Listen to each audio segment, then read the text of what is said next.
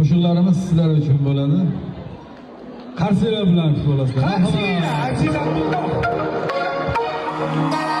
Qarsiylar bilan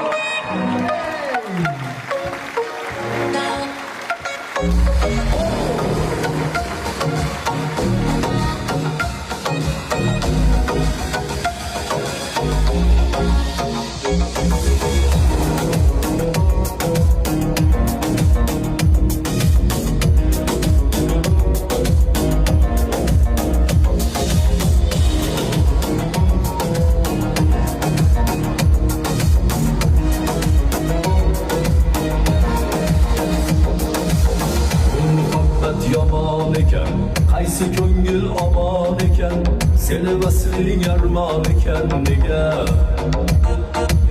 Bu muhabbat yomon ekan, qaysi ko'ngil omon ekan, seni vasling armon ekan nega?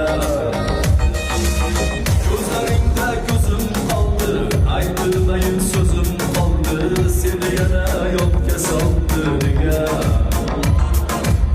Ko'zlaringda ko'zim qoldi, aytilmagan so'zim qoldi, seni yana yodga soldi nega? Sevma yurak zor, zor, zor, beni u yor, yor, yor, seni